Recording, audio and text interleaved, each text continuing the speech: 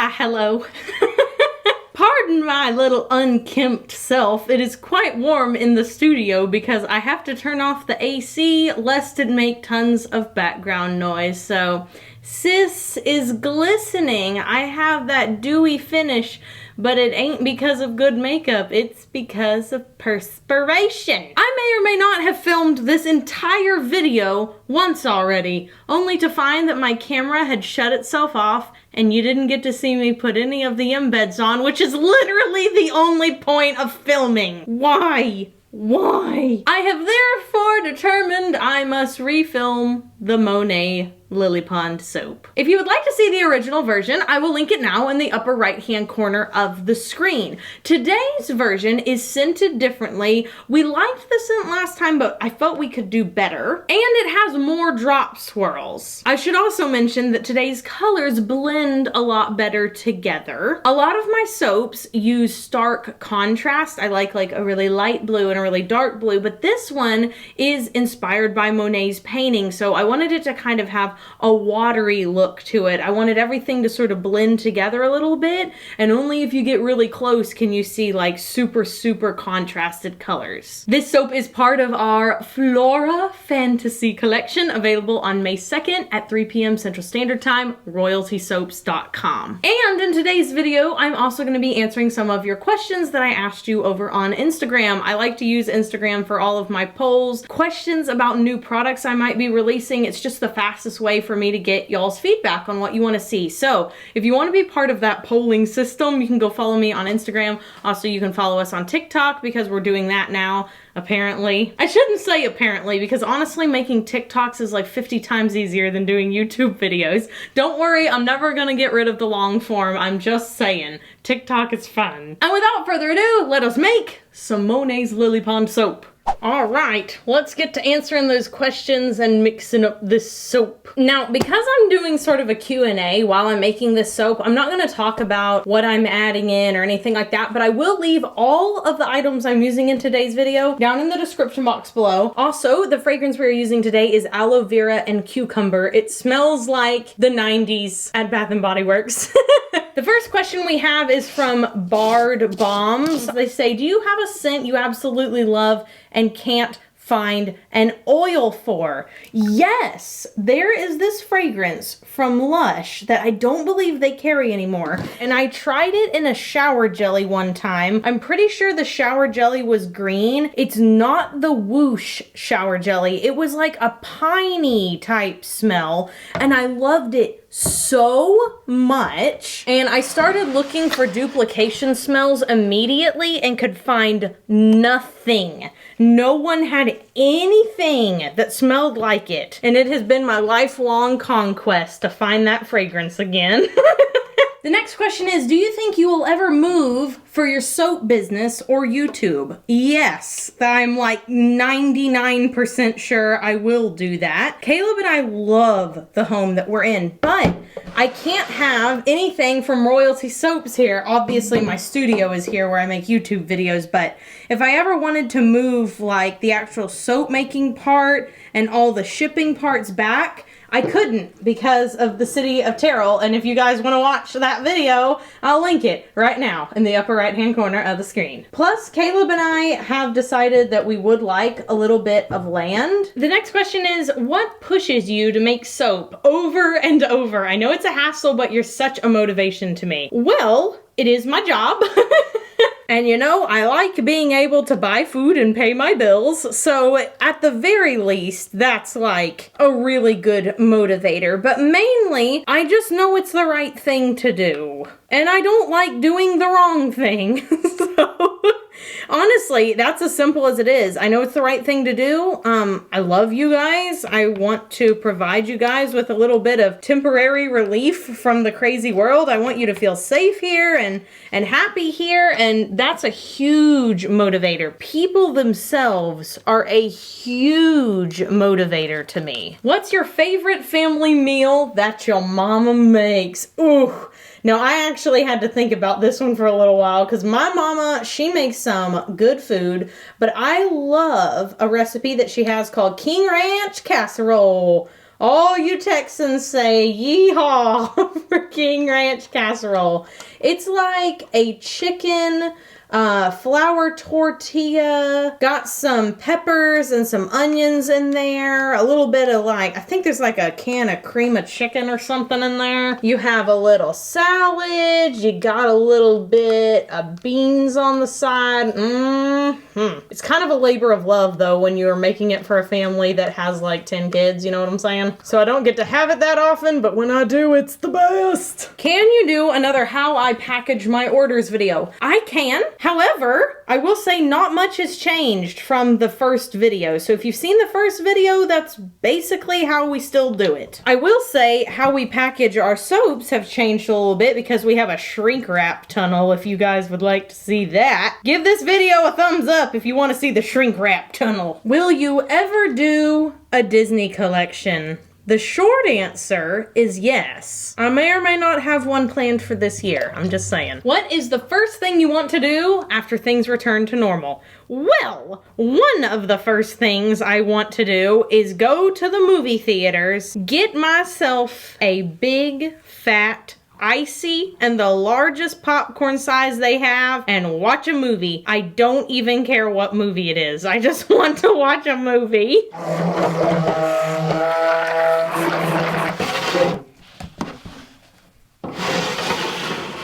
I gotta pour this in here real quick.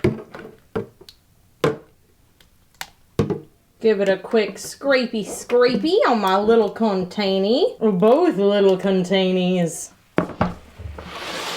I gotta tell y'all, this is moving way quicker than it did the first time, so I am rushing a little bit.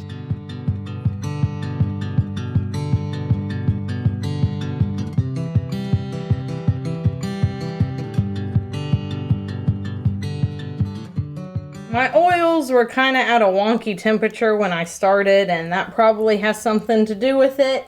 My lye water was a lot colder than my oils, and yeah, that doesn't always make for the best.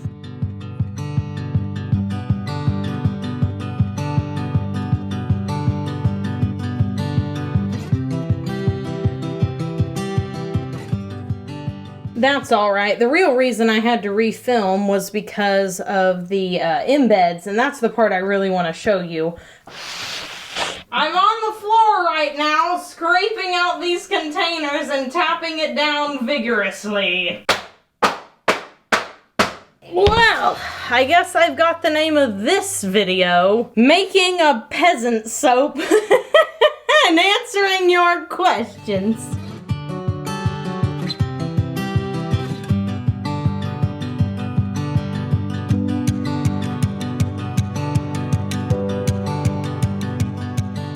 So I'm gonna wipe down the sides of this mold real quick, which also makes it look like 10 times nicer. And because this is a peasant soap, I'm gonna jazz up the top with a little something extra. Let's add a little bit of bio glitter while we answer some more questions. Which one of your shampoo bars did you say you use dealing with an oily hair house? I like to use Citrus Sunshine. It's got lemon essential oil in it, and I find that that really helps my oily hair. Also, really like, confound it, what is the name? Okay, I can't remember the name of my own products.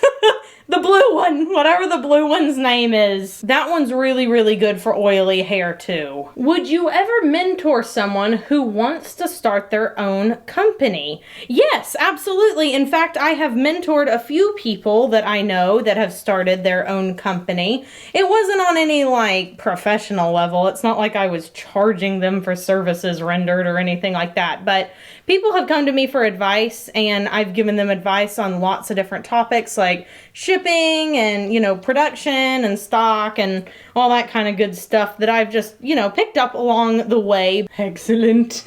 Now that everything is on, let's add our lily pad flowers. What advice do you have for someone who wants to make a YouTube channel? Oh, I got some advice. Let me just start by saying I have seen a lot of videos with a lot of advice on how to start a YouTube channel. This was something I was really interested in when I first started making YouTube videos, and I've continued to try to educate myself on all the updates and what's working for creators now. I've tried to sort of advance and grow with the times, with the trends and stuff. The number one thing that I can give you as an actual piece of advice, and not just like be true to yourself, but a practical piece of advice, is to upload often and upload consistently. I wish I could say that word 55,000 times.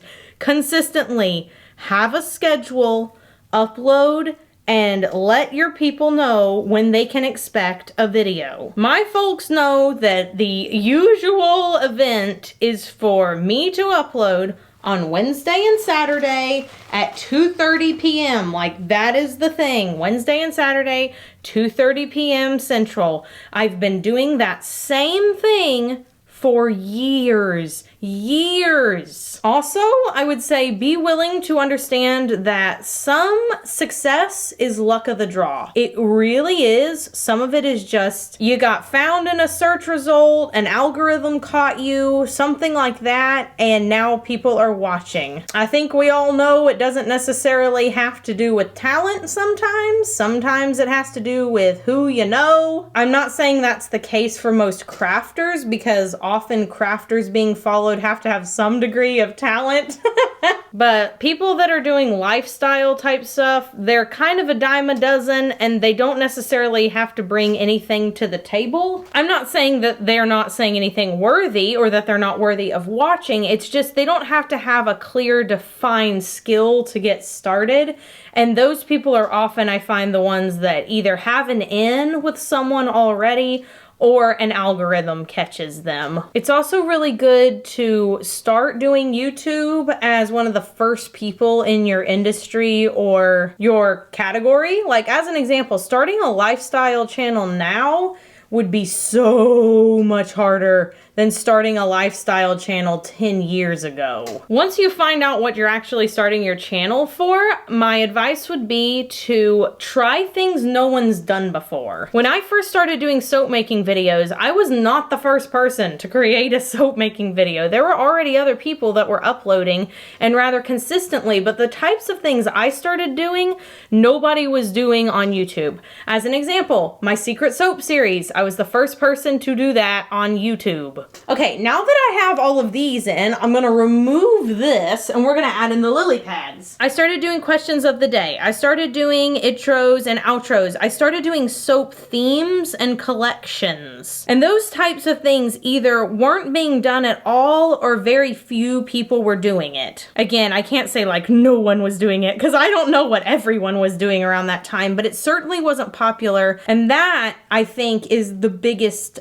piece of advice, is to not copy what everybody else is doing within your industry or whatever. Try things different. See what sticks, see what people like. When I first did my secret soap series, that was a shot in the dark. I had absolutely no idea if anyone was gonna watch that. And honestly, the first couple of times I did it, not many people did, but the ones that were watching really liked it, and so I brought it back. I realize I spent the most time answering that question than any of the other ones, but I know a lot of people want to start doing YouTube or TikTok, and you know, I feel like I could give a little bit of advice at this point. Why aren't you following Royalty Soap's hashtag and only Kenny is?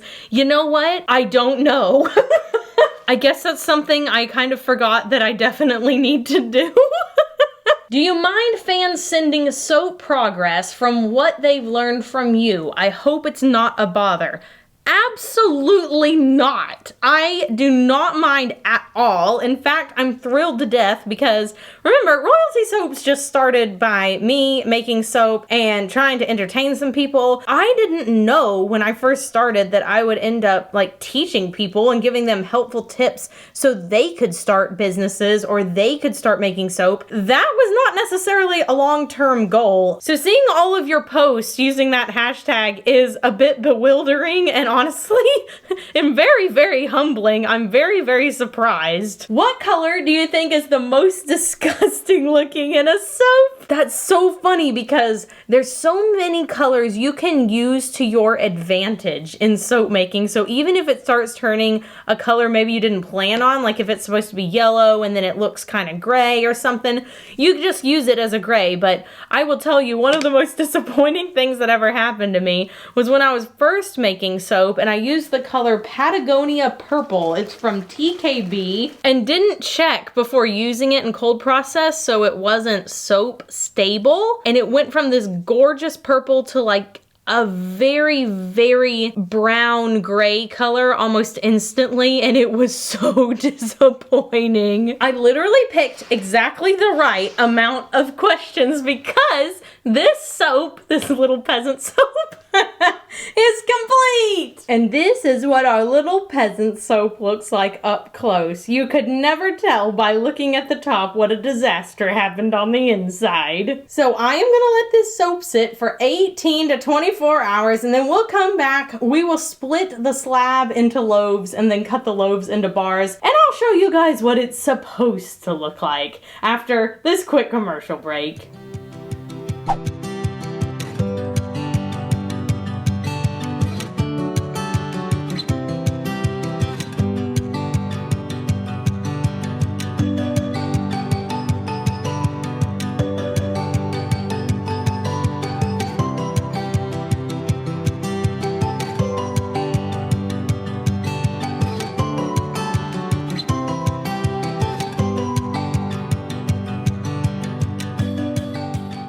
I have tried to get all the glitter off the table, but you'll know how glitter is. Plus, like, welcome to royalty soaps. Glitter on the table. Alright, buckaroos, let's cut one of these soaps. Honestly, after splitting them, they didn't look nearly as bad as I thought they were going to, but it's still not my original design. I've lined it up now with Natasha, and we're just going to split this slowly. Pull out a soap from the middle, and this is what it looks like on the inside. And now, in the future, we will have the in the pot swirl, and then these will be a drop swirl. Let me show you what I mean. Like this. Also, this one has lightened up a little bit over time. This one will lighten up too. Now, I have to say, after putting all the glitter on top, I kind of like that on the top of these. I can't decide whether or not I'm going to put it on the actual bars. I think leaving them a little more plain draws a lot of attention to the embeds, but glitter's just fun, so. They still smell absolutely magical. Also, these gonna be some big old bars because I tried to flatten it out as best I could, but the middle pieces ended up getting a lot more soap than the end pieces. Y'all also have to tell me if you liked the little Q&A session in the middle of making soap, or if you'd rather me focus on telling you about like the ingredients and stuff. Well, I hope you guys enjoyed today's soap making video. If you did, please give it a big thumbs up because that really helps our channel out. Let me know if there are other art pieces you think I should do. I know a lot of people have requested Starry Night, and that is a really, really, really pretty color palette in soap. A lot of people have already created landscape soaps of Starry Night, but hey, I'd like to put my own spin on it too. Any other art pieces I should do, let me know down in the comments below. And that's about it for today's video. Thanks for tuning in. I'm saying that like it's an official show on like CBS, like, thanks for tuning in, folks. We'll be back tomorrow at 7 p.m. with the news. Be sure you do something fun for yourself today, whether that is checking out a new artist, perhaps. When I was in high school, we all had to pick a famous Renaissance painter, and then we all had to read each other's papers that we wrote, and that was the fastest way I ever learned about artists. It's just to have my fellow students write a paper, me read it, and be like, huh, one page about this person's entire life. quick knowledge. Let's do this on every topic ever. Or maybe you would like to build a pond in your backyard or on your porch. You can make a little teeny tiny porch. If you live in an apartment, they have little kits to build a wee little pond that you can put outside on your little porch. I will link you guys to one of those videos if I could find it. It's been a long time since I've seen it, but we could put our own lily pads in our own pond if we wanted. Either way, just be sure to do a little something that makes you happy, even if it's a difficult thing like doing your laundry. Just get up and do it. Once it's done, you'll feel so much better. And until next time, have an absolutely royal day and bye for now. Meow.